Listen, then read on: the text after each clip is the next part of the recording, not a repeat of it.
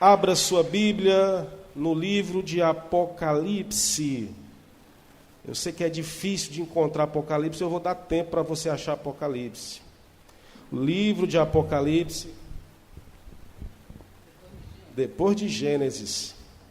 Livro de Apocalipse, capítulo 3. Eu passei o dia todo hoje lecionando online. Estou meio rouco. Se a voz faltar, não se preocupe. Não, mas vá orando aí que pode Deus vai abençoar. Apocalipse, capítulo de número 3. Apocalipse, capítulo de número 3. Versículo 14. Apocalipse 3, 14. A sétima carta, a carta à igreja de Laodiceia. Apocalipse, capítulo 3, versículo 14. Todos encontraram? Amém?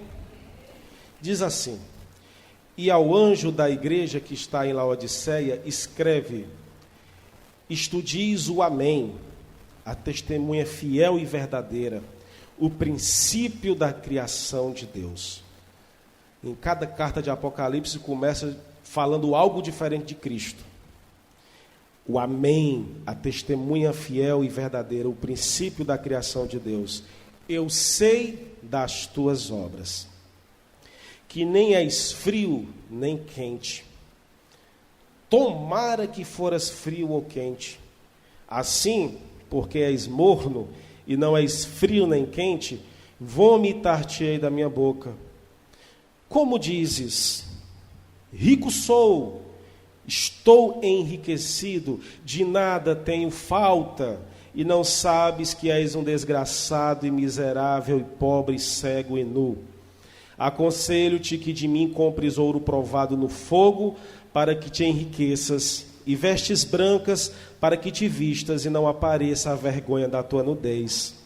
E que unja os olhos com colírio, para que vejas. Eu repreendo e castigo a todos quantos amam. Sê, pois, zeloso e arrepende-te. Eis que estou à porta e bato. Se alguém ouvir a minha voz e abrir a porta, entrarei em sua casa, e com ele cearei, e ele comigo. Ao que vencer, lhe concederei que se assente comigo no meu trono, assim como eu venci e me assentei com meu Pai no seu trono. Quem tem ouvidos, ouça o que o Espírito diz às igrejas. Amém. Glória a Deus. Pode sentar no seu lugar.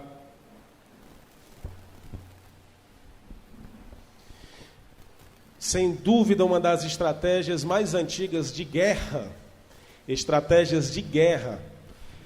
é você criar um mal, quando não há nenhum mal, para poder, a partir daquele mal criado, criar um engajamento da população para então se inflamarem e tentarem guerrear contra aquele inimigo, mesmo que seja um inimigo imaginário. Grandes déspotas da história, políticos da história, homens perturbados na história, criaram um inimigo, criaram uma fantasia para poder engajar pessoas rumo ao ódio, para que essas pessoas pudessem guerrear por ele. Não é muito distante dos nossos dias, né, o que tem acontecido. Temos contemplado aí nas mídias uma guerra, né? Há uma guerra acontecendo. E sempre a pessoa parte da ideia para convencer a sua população de que é necessário aquela guerra, é necessário enfrentar aquele mal. Muitos políticos conseguiram proeminência porque apresentaram-se como solução para o mal que eles mesmos criaram. Se não houvesse determinado mal, se não tivesse convencido a pessoa da necessidade daquele mal, esta pessoa não teria conseguido tal proeminência. Eu lembro de uma vez uma jurista conversando, ela disse que precisamos, não sei se a Camila vai concordar com ela dizia que a gente precisa do crime para poder trabalhar. Olha o que ela disse. A gente precisa do crime, se não houvesse o crime, como é que a gente iria trabalhar? Será que isso é verdade, né? Não sei, né? A opinião de alguns. Será que é necessário que haja o mal para que realmente algumas coisas aconteçam? Será que só existe realmente algo para a gente engajar-se se tiver algo para responder? Ou seja, se não tiver problema, se não tiver proposição, também não haveria algum engajamento possível? Toda ideologia precisa de um mal para poder resolver? E aí vem a seguinte questão: nós vivemos e anunciamos o Evangelho, nós pregamos o Evangelho, nós falamos de Cristo, nós falamos da igreja, e a pergunta vem: será que nós, como igreja, precisamos do mal para que a nossa pregação faça sentido? Será que nós precisamos que aconteça coisas ruins para poder convencer as pessoas que elas precisam de Deus? E se de repente nem o mal acontecesse? Se de repente toda a cidade ficasse em calmaria? Se de repente não tivesse mais o crime, não tivesse mais problema, o que seriam das igrejas? Será que as igrejas iriam fechar? Porque não teria mais problema para poder chamar a atenção das pessoas? Eu lembro de uma conversa também em um grupo de rede social, que uma jovem disse que ouvia muito em rádios e programas de televisão certos testemunhos de pessoas que iam para a igreja, que eram isso, que era aquilo, que eram pessoas piradas, perversas, foram para a igreja e mudaram de vida. E ela olhava para si e pensava: então eu não preciso da igreja, porque eu não sou essa pessoa tão horrorosa. Eu acho que não é para mim. Às vezes temos a impressão de que se não houvesse tantos males, também não teríamos muito o que pregar. Será que é verdade? Tem um livro que foi lançado por um missiólogo que fez missões naqueles países altamente desenvolvidos, né, nórdicos, aquela região, Islândia, Irlanda, por aí, alguma coisa do tipo, naquela região. Ele fez em todos aqueles países daquela região em que a economia é o melhor nível possível, qualidade de vida, tudo é bom, tudo funciona. E ele fez um livro para apresentar a problemática da missão nesses lugares. E o livro dizia: como fazer missão no paraíso. Como fazer missão no paraíso. As pessoas sempre pensam que o lugar para se fazer missão é onde? Na África, não é verdade? E claro que precisa, evidentemente. Mas ele apresenta o desafio que muita gente não sabe. Que de certo ponto de vista é mais difícil você fazer missão num lugar que tudo funciona do que num lugar que pouca coisa funciona. É mais difícil você apresentar o Evangelho numa área nobre do que numa área que tem suas escassez. E aí voltamos à pergunta: será que a igreja precisa do mal para fazer sentido? Se Deus acabasse com o mal, ainda haveria igreja? Você continuaria crente se você não precisasse mais, aliás, se a sua vida não precisasse mais de um socorro? Você continuaria servo de Deus se você não precisasse mais de algo para resolver? Ou você tem Deus como aquele que é quem você pode gritar e clamar por ele? Como muita gente tem, não é verdade? Um pastor muito conhecido na igreja de São Paulo, ele recebeu um irmão no gabinete, um irmão que já era um homem próspero, mas estava aumentando ainda mais, estava largando suas tendas. Estava no ramo de indústrias, estava crescendo muito. Chegou para ele e disse: pastor, eu vim aqui agradecer por tudo. Foi muito bom o tempo que eu passei aqui com minha família. Mas os negócios estão a todo vapor. Estou abrindo outras filiais. E eu não vou ter mais tempo para a igreja. E aí ele foi se despedir. O pastor disse que não sabia nem o que falar. Ficou mudo. Ficou olhando assim com o queixo caído. Ele não conseguiu reagir. O homem foi se despedir da igreja, não para ir para outra, se despedir dessa coisa de estar na igreja, porque já achou algo mais importante na cabeça dele. Os negócios estão indo muito bem, estou rico. Para quê perder tempo indo para a igreja se eu já estou indo muito bem? Nós estamos aqui lendo uma carta muito importante. Esta carta foi escrita para uma igreja rica, que estava numa cidade riquíssima. Essa cidade era tão próspera, Laodiceia, para você ter uma ideia, que no ano de 61 depois de Cristo, essa cidade sofreu um terremoto. Essa cidade que estava dentro do império, do bloco do Império Romano, ela sofreu um terremoto e foi devastada. Os homens daquela cidade negaram a ajuda do império para reerguer a cidade. Disseram: não, a gente resolve.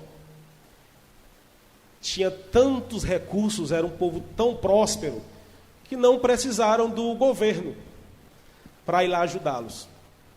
Nós mesmos resolvemos. Era uma cidade que recebia turismo de todas as partes.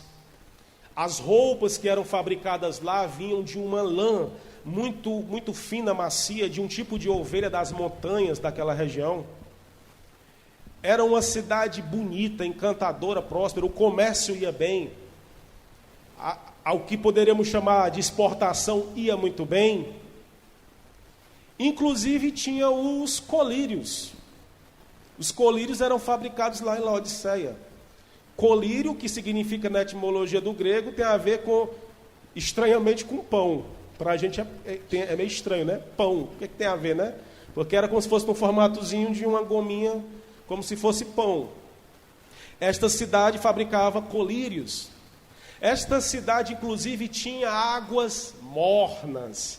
Pessoas viajavam para chegar em Laodiceia, para poder aproveitar o que eles chamavam na antiguidade de paraíso de águas quentes. Olha que delícia, né? Que coisa boa. Imagina uma sauna, que maravilha. Um resort, que maravilha. Então, esta é a realidade da cidade. E havia uma igreja. E essa igreja existiu. Só que, como nós sabemos, as profecias falam para o passado, para o presente e para o futuro. Esta igreja existiu e continua existindo igrejas como essa. Então, a palavra continua valendo hoje. E a palavra para Laodiceia foi: vocês estão muito bem, obrigado. Vocês estão curtindo demais a vida, porque está muito boa a vida de vocês. Só que o que resultou essa coisa de bonança na vida de vocês foi uma existência morna espiritual. A carta é cheia de trocadilho, né? Ela fala de colírio, ela fala de ser morno, porque era a linguagem que aquele povo fazia parte do que eles tinham, águas mornas. Jesus está dizendo pelo Espírito Santo, através de João, que este povo aqui tinha tanto, estavam tão bem, estavam tão prósperos, que eles deixaram a sua fé ser apagada. Jesus está dizendo: vocês poderiam ser pelo menos frios. Na linguagem, é claro que a gente usa, o que Jesus está falando de mornidão, nós falamos hoje de frieza espiritual. Mas o que Jesus está falando de frieza aqui é pior do que frieza espiritual. Jesus está falando: quem dera vocês se desmantelassem logo, de vez. Ou vocês vivessem de verdade a intensidade do que eu quero que vocês vivam, ou vocês deixassem logo de brincar com as coisas de Deus, de achar que não vale nada. Porque por causa da atitude de vocês, de não se importarem em ter uma fé aquecida, como diria John Wesley, um coração aquecido, vocês não se importarem com isso, por causa disso eu estou a ponto de vomitar vocês da minha boca. Olha que coisa terrível de você ouvir isso de Jesus. Eu estou a ponto de vomitar vocês da minha boca, porque é uma água morna, né? Você já tomou água morna? Uma água morna. Jesus está dizendo que reprovava veementemente a conduta destes que se achavam ricos, cheios de coisas, cheios de bens, e por isso não tinham um coração cheio de desejo pelas coisas de Deus. Há muitas pessoas que, infelizmente, quando estão na bonança, perdem aquele impacto da fé. aquela vontade de estar na igreja, aquela vontade de servir a Deus. Imagine você, se você conseguisse uma oportunidade, Deus abrisse uma porta para você lá na empresa, de um CEO, já pensou? Ganhando aí 150 mil por mês, olha aí que coisa boa. Já pensou, Samuel, ganhando 150 mil por mês, lá no povo? Imagine, será que esse dinheiro iria te aproximar de Deus ou iria fazer as coisas desandarem? Será que você iria ficar mais fervoroso na casa de Deus ou você ia esquecer de Deus? Deus está nos falando, está nos exortando aqui, que Ele não queria que a sua vida precisasse de tanto sofrimento para você poder enxergá-lo. É claro que Deus também opera pelo sofrimento, evidentemente. É uma das formas da gente entender o verdadeiro amor, tanto de Deus por nós, como de nós para com Ele. É quando Deus muitas vezes nos leva ao sofrimento que nós vamos entender a negação de nós mesmos e vamos entender o mais importante, que somos incompletos, imperfeitos e precisamos, como meninos carentes, precisamos do cuidado de nosso Pai, porque não podemos viver de forma independente. Mas Deus não queria que você precisasse do sofrimento, precisasse da escassez, para poder achar que tem sentido servir a Deus.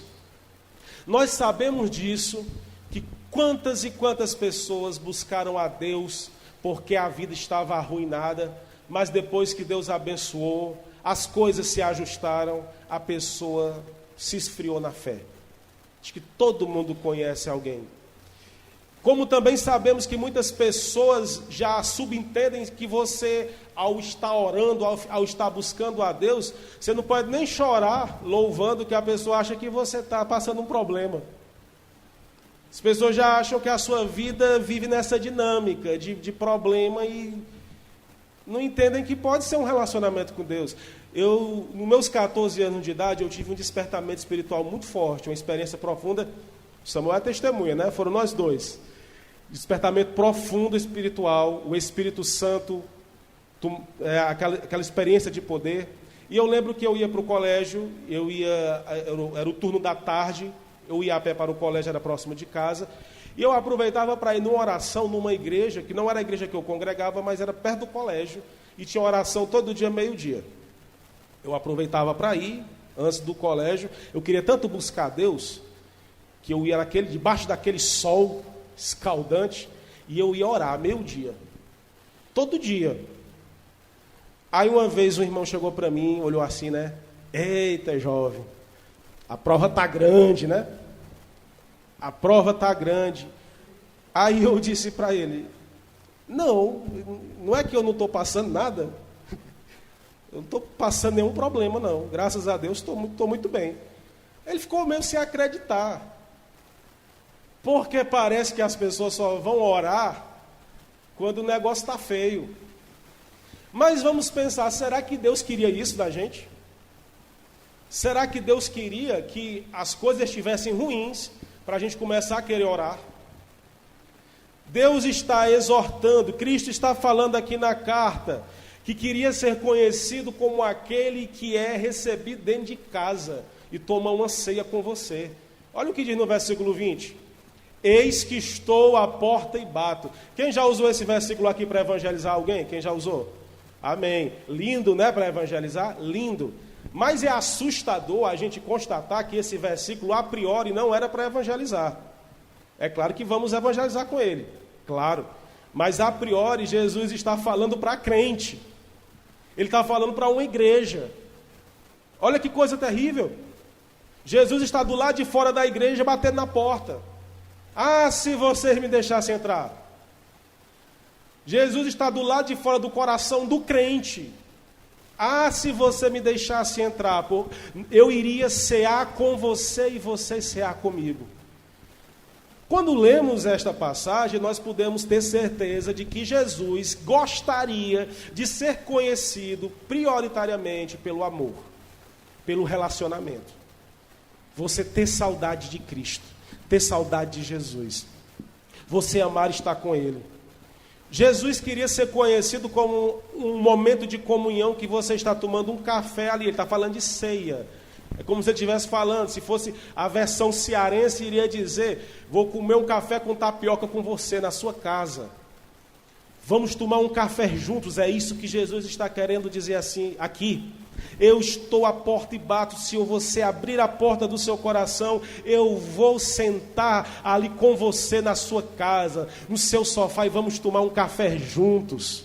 E vamos ter um relacionamento maravilhoso. É isso que Deus quer. É isso que Deus busca. E é contra a resistência a essa percepção do relacionamento, que não precisa de mais nada, que Jesus está batendo aqui. Jesus está dizendo: vocês acham que porque vocês são ricos, porque a cidade é boa, porque a igreja tem tudo, vocês já estão muito bem. E não estão se dando conta que são pobres, cegos, miseráveis. Olha que coisa terrível, olha que coisa triste. Será que nós precisamos do mal para fazer sentido a nossa fé? De jeito nenhum. Se olharmos para a Bíblia, nós podemos identificar, a grosso modo, duas teologias. Tem várias, né? Duas teologias. A teologia do jardim e a teologia da cruz. O que é a teologia da cruz? A teologia da cruz é a resposta para o mal. É muita coisa, se a gente for falar é muita coisa, mas dentro do contexto aqui, a teologia da cruz é a resposta para o mal. Porque o mundo questiona muito, né? Cadê Deus? Se Deus existe, por que o mundo está assim? Por que tem tanta coisa horrível no mundo? Por que Deus não responde? Porque Deus já respondeu. A cruz é a resposta. A igreja é a resposta. A resposta para o mal é a cruz de Cristo. Porque é Ele que conserta todas as coisas e que resgata o homem de volta para Deus. É Ele que conserta o mal que existe, a deturpação, a corrupção do pecado. É a cruz de Cristo que conserta a maldade do homem. Então Deus já deu a resposta. A resposta é a cruz. Mas tem outra teologia, a teologia do jardim. E o que seria a teologia do jardim? Seria uma situação que o mal não existe. Ou pelo menos que a bonança é bem maior. E onde foi que aconteceu isso? Lá no Éden. Lá no Éden não havia problema. Até onde se sabe, não havia problema. O problema é que tinha um inimigo rondando, né? Mas Deus tinha dito para Adão: vigie, né? Guarde. Se ele tivesse guardado o jardim, se ele tivesse guardado pelo menos sua esposa, não deixar ela sozinha com a serpente, ele não guardou. Mas a teologia do jardim nos leva a refletir que Deus criou uma situação em que o mal não existia ou não era percebido. E esta era a forma, este era o maior princípio que Deus queria que o homem o percebesse. Porque Deus vinha visitar o homem toda tarde. Olha como Deus gosta de relacionamento, né? Eis que estou à porta e bato. Já pensou? Jesus batendo lá nos portões do jardim. Abra aqui, Adão. Toda tarde Deus ia visitar Adão. Ele tinha a presença de Deus. Ele vivia na bonança. E o que foi que aconteceu? Ele desprezou isso tudo por uma tentativa alucinada de ser independente. A mesma problemática do filho pródigo. Ele desprezou tudo que ele tinha na casa do pai dele numa impressão que ele seria independente. E tristemente teve que constatar que era muito melhor do que viver independente, era ter na sua vida um pai. E aí ele se arrependeu a tempo na parábola que Jesus conta. Mas o fato é que nós identificamos na Bíblia uma disposição de Deus em criar uma situação de bonança para que o homem o conheça. Mas o homem, destruindo as coisas que Deus fez, abrindo espaço para o pecado, Deus então apresenta outra situação, uma situação da cruz, para trazer o homem, para resgatar o homem. Mas qual é a finalidade da teologia da cruz? Qual é a finalidade do caminho da cruz? É levar o homem de volta para o jardim. É levar o homem de volta para a bonança. Porque todos nós aqui cremos naquilo que Pedro creu e que Pedro disse a Jesus: Senhor, para onde iremos, se só Tu tens as palavras de vida eterna? Só Tu tens as palavras de vida eterna. O que é isso? É bonança que o Senhor tem preparado para nós. Porque nem olhos viram, nem ouvidos ouviram o que Deus tem preparado para aqueles que o amam. Deus preparou um jardim para todos nós.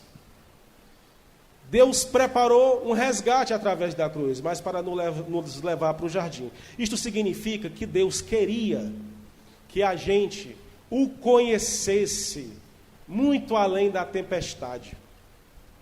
Que a gente não se espantasse com Ele só quando Ele acalma os ventos e as tempestades. Quem é este homem que até o mar, o vento lhe obedecem? Deus queria que a gente não se espantasse somente com o que Ele pode fazer diante do mal. Deus queria que a gente aproveitasse cada instante de bonança para poder ter a nossa fé ainda mais avivada. E a grande questão aqui de Laodiceia é: Deus quer que nós, como igreja, exercitemos uma busca fervorosa a Cristo, exercitemos uma fé fundamentada no prazer de estar com Ele, sem depender de mais nada.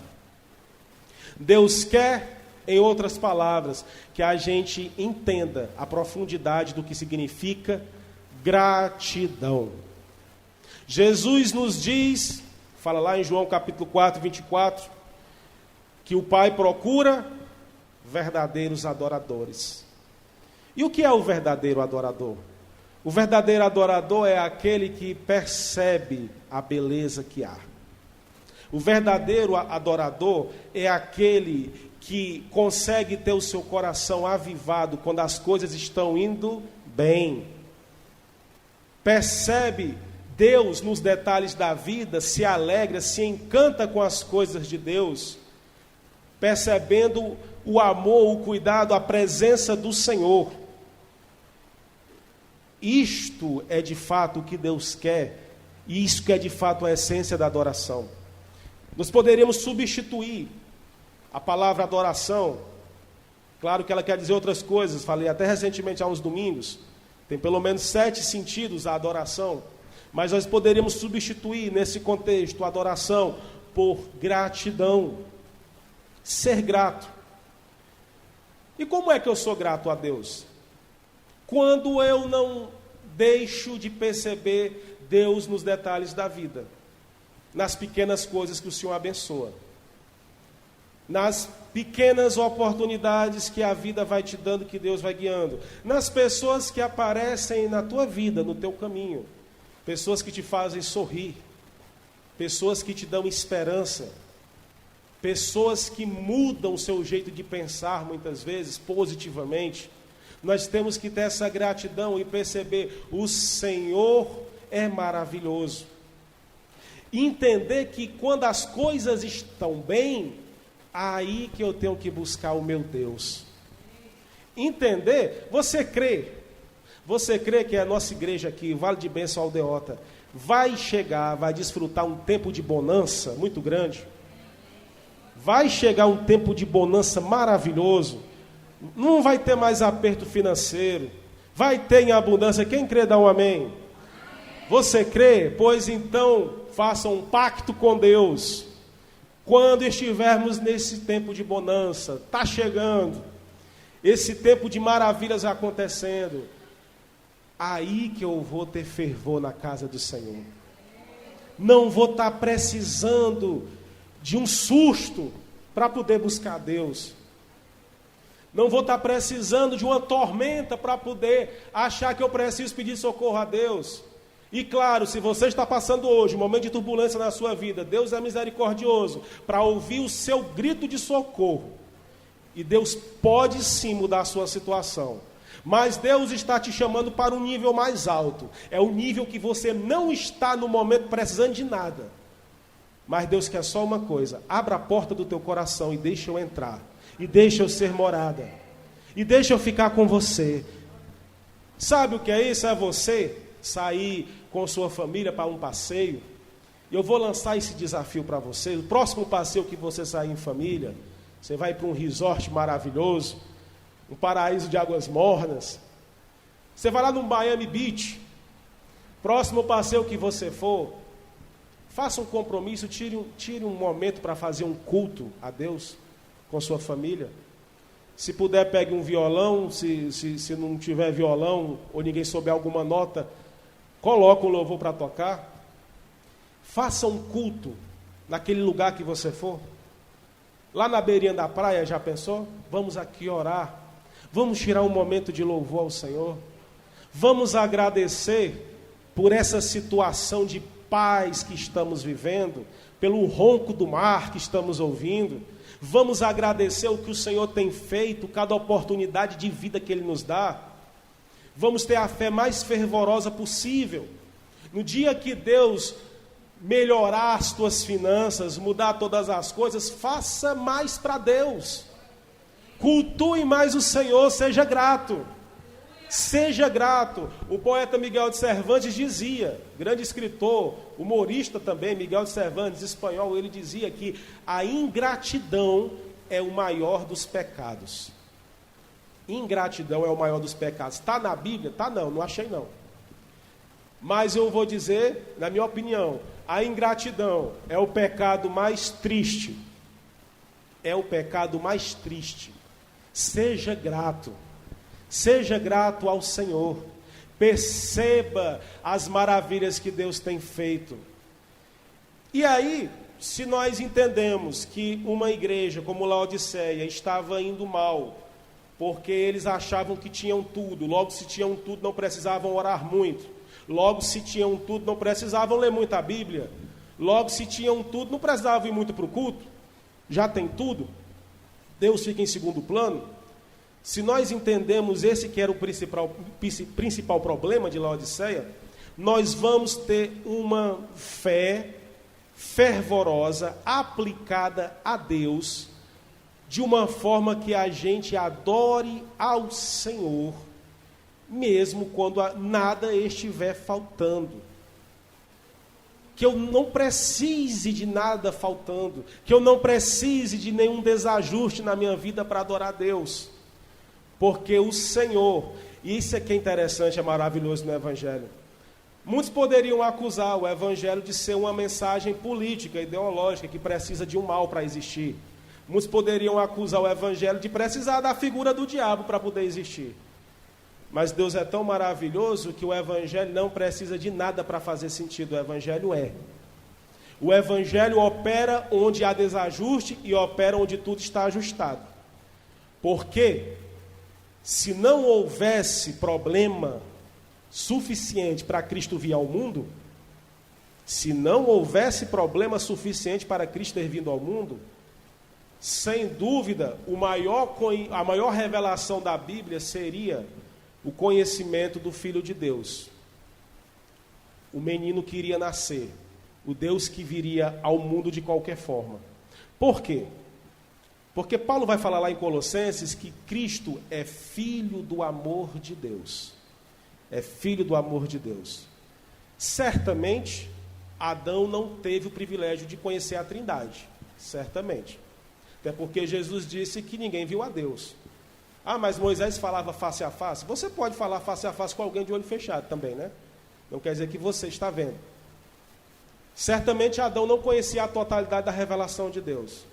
E se de fato não tivesse acontecido o pecado, Jesus Cristo teria vindo de uma outra forma, até porque ele veio. Ele veio várias vezes no Antigo Testamento. Ele aparecia como o anjo do Senhor. Ele aparecia, né, dizem os estudiosos, a maioria, que ele foi o rei de Salém, Melquisedeque, que apareceu a Abraão. Então Jesus viria de qualquer forma, porque ele veio. Ele viria para ser conhecido. Se é verdade que Jesus Cristo viria de um jeito ou de outro para ser conhecido, nós podemos aproveitar esse conhecimento de Deus, sem precisar de alguma coisa para que Ele venha resolver. Podemos aproveitar o conhecimento de Deus na nossa vida e mergulharmos nessa intimidade com o Senhor, cultivando a verdadeira adoração, sermos gratos a Deus, de verdade, por tudo que Ele é, ter uma fé avivada, fortalecida, fundamentada, recebendo Deus dentro de nós, dentro da nossa casa, percebendo as maravilhas que há no mundo, percebendo que onde há bonança, Deus está. Onde há tempestade, Deus está também. E aí pedimos socorro a Ele. Mas quando há bonança, Deus também está presente. Não deixe que a sua vida, que a sua fé dependa do problema para poder ter avivamento. Aproveite as portas que Deus tem aberto na sua vida para você ter uma fé avivada, para você buscar mais a Deus. Aproveite os momentos de cultos para você agradecer por tudo aquilo que o Senhor já tem feito, como diz o louvor que foi cantado, né? Por tudo que tens feito, por tudo que vais fazer. Agradecer. Esse é o nosso momento de gratidão. Agradecermos por mais de 2 décadas. Mais de 2 décadas. E eu que já vim aqui, né? Passei um pequeno período, voltei a agradecer por essa oportunidade. Eu e minha família somos muito felizes, muito gratos de estar aqui. A gente conversa muito lá em casa. Dá prazer estar aqui. É satisfatório. Não precisamos de problemas. E até porque os problemas aparecem, né? Não precisamos ir atrás, não, os problemas aparecem. Nós não precisamos de problema para poder sentir o nosso coração ser avivado. Nós podemos perceber as belezas que Deus coloca na nossa frente, na nossa vida, no nosso caminho. Nós podemos agradecer a todo instante o que o Senhor tem feito. Cada abraço que você recebe quando chega aqui, cada palavra que é ministrada quando você está aqui, cada louvor, você pode agradecer a Deus e você pode desenvolver um amor ainda maior por esta obra. Porque o Senhor já mostrou que aqui não é outro lugar, senão a casa de Deus. E aqui podemos adorá-lo, percebendo tudo que Ele já tem feito. E se Ele não tivesse feito nada, nós estaríamos aqui conhecendo Ele. Ainda que não tivesse nenhum milagre. Mas graças a Deus, pela sua misericórdia, Ele ainda faz, né? Ainda faz milagres. Mas se não tivesse nenhum milagre, nós estaríamos aqui conhecendo a Ele, a sua palavra, ouvindo a ministração das Escrituras Sagradas, conhecendo o amor de Deus, conhecendo a pessoa de Deus. Isto é motivo suficiente para a gente ter o nosso coração aquecido, perceber as maravilhas que existem. A igreja, a cruz de Cristo, ela pode ser resposta para o mal, e ela é resposta para o mal. Mas a igreja é também um caminho de consciência. Você saber quem Deus é. Quem Deus é na sua vida. Tenha a fé avivada. Não se torne uma pessoa morna. Não se torne uma pessoa que precisa da escassez. Tenha uma fé avivada. Porque Deus é. Porque o Evangelho é, porque Cristo é, e assim nós poderemos agradecer a Deus pela sua bendita manifestação. Deus se manifesta de várias formas no Evangelho, não é verdade? Mas a forma que eu arrisco dizer, vou ser ousado, eu arrisco dizer que a forma que Jesus queria ser mais conhecido é aquela parte lá que o coral de anjos canta no céu. Paz na terra e boa vontade aos homens de coração. Nasceu Jesus, o Salvador. Deus queria que sempre fosse uma festa. Mas só é possível sempre ser uma festa quando nós somos gratos. Quando nós queremos mais. Mesmo sem depender de nada. Nós queremos a Deus. Mesmo estando ricos, milionários. Nós queremos a Deus, porque não existe riqueza maior do que conhecer o Deus Criador de todo o universo, aquele que criou todas as coisas e que tudo existe, subsiste debaixo do seu domínio. Não tem privilégio maior do que ter este Deus morando dentro de nós. Por isso, vamos agradecer e aplaudir ao Senhor por esta grande festa de gratidão.